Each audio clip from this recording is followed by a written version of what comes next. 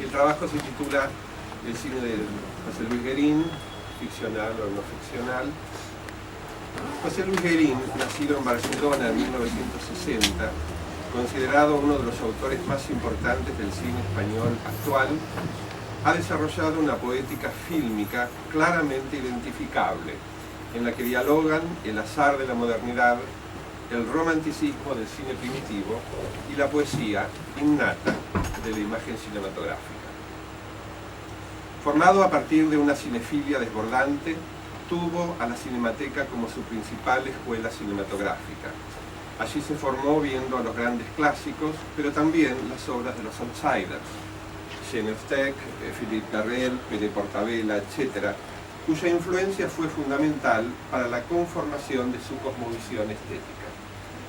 Su breve pero intensa filmografía no tiene altibajos y en la misma podemos destacar Tren de sombras de 1997, una obra de gran impacto donde se empiezan a poner en cuestión los límites de lo ficcional y lo no ficcional. El objetivo de este trabajo es indagar acerca de los nexos, tensiones y reformulaciones estéticas que se plantean en clave ficcional en el film En la ciudad de Silvia y en clave a priori no ficcional en unas fotos en la ciudad de Silvia, obras que junto con la instalación Mujeres que no conocemos, todas desde el 2007, conforman el tríptico de Silvia y que podrían ser consideradas como síntesis de la poética del autor. Primeramente podemos enmarcar la obra de José Luis Guerín dentro de la llamada modernidad cinematográfica, no solo haciendo referencia a su inscripción temporal dentro de nuestra contemporaneidad, sino porque los recursos estéticos que utiliza se muestran en contrapunto constante con las características propias del texto clásico. En su libro Paisajes de la modernidad, Domenech Font nos plantea que una de las posibles líneas divisorias de la modernidad es aquella que incita a pasar de una representación estable y objetiva a una representación incierta, a sabiendas de que en el trayecto se instituye la arbitrariedad de la mirada, tanto por parte de quien está detrás de la cámara, el cineasta, como de quien está delante de la pantalla, el espectador. Justamente uno de los rasgos distintivos del cine moderno, con el neorrealismo italiano como hito fundacional, pero teniendo también entre sus influencias destacables a la escuela documental inglesa, es que su puesta en escena suele evadir la estricta planificación previa al rodaje, dejando elementos librados al azar, al instante. En esos destellos de lo espontáneo, el cine de ficción retoma claramente elementos de la puesta en escena documental. Los dos films, Unas fotos en la ciudad de Silvia y En la ciudad de Silvia, son dos obras independientes que tratan el mismo tema, pero con una visión del cine distinta, convirtiéndose en complementarias.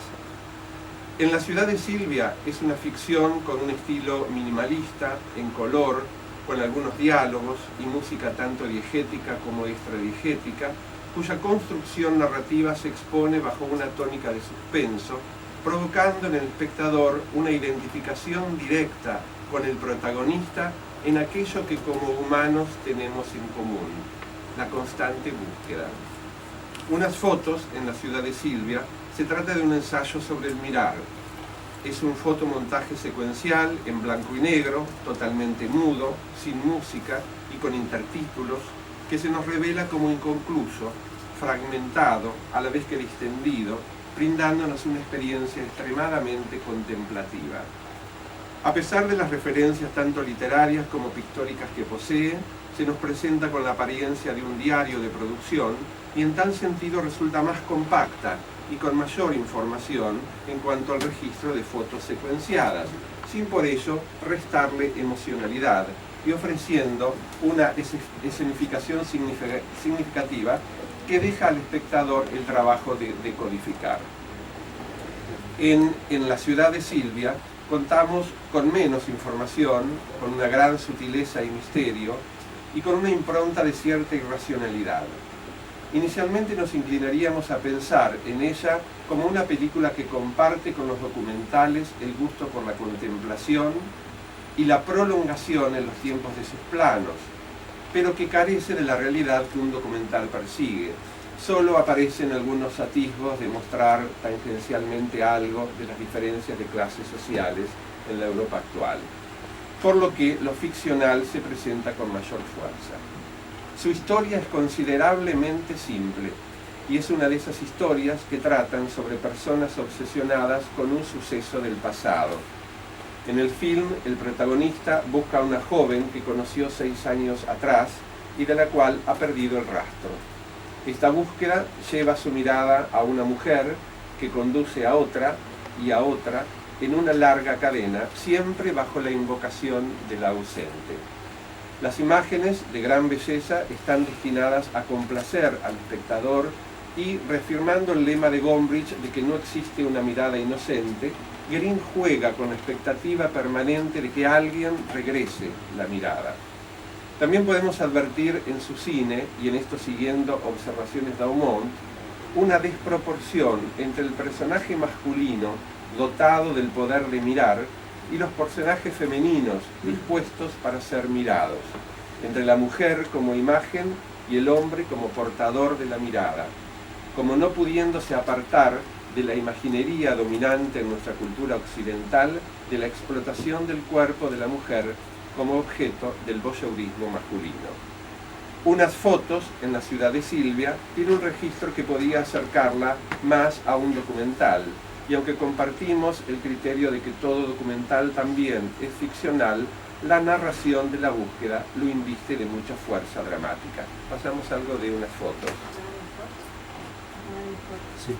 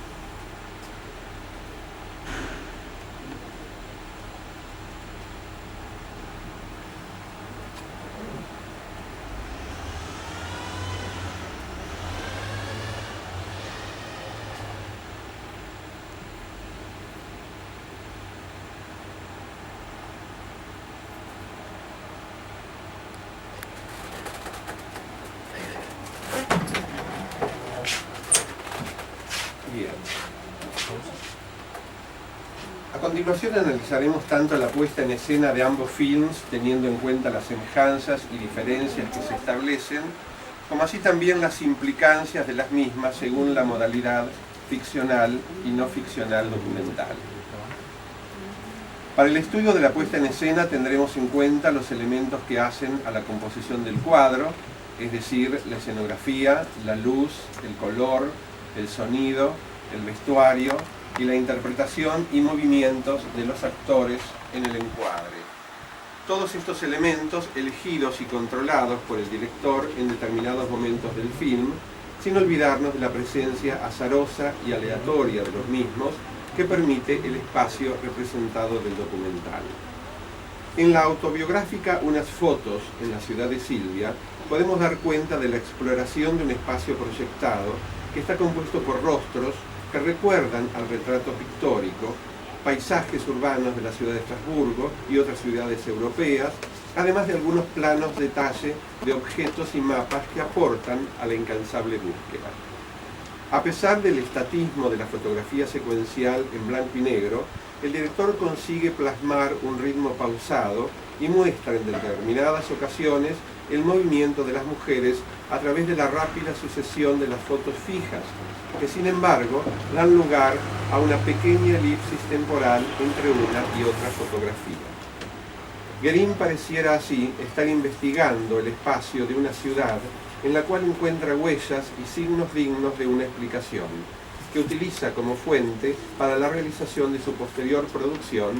en la ciudad de Silvia, siendo esta investigación previa la que le sirve luego al director para la representación del espacio escenográfico. No obstante, en esta última, el color tiene otro tratamiento, aparece el sonido, y ahora la cámara cinematográfica es la que fluye con el movimiento de los personajes. El estatismo de unas fotos se puede observar en la ciudad de Silvia, en la secuencia de la terraza, que contrasta con la persecución fantasmagórica por las calles de Estrasburgo.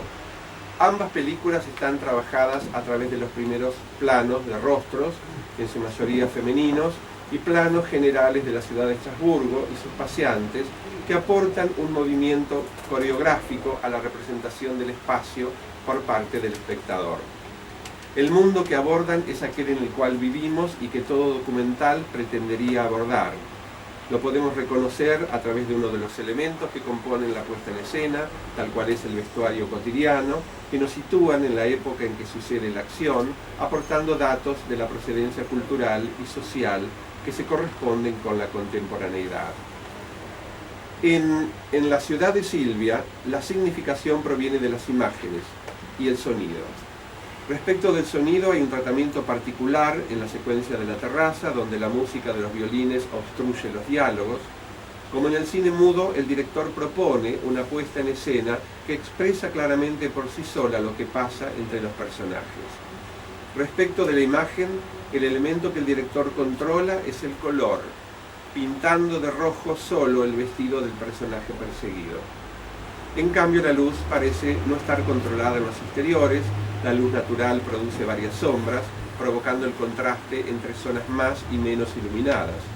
Las sombras y los reflejos naturales surgen en casi todo el diseño visual del film, como lo podemos apreciar en la escena donde el personaje del perseguidor sube a un tranvía en búsqueda de su supuesta amada.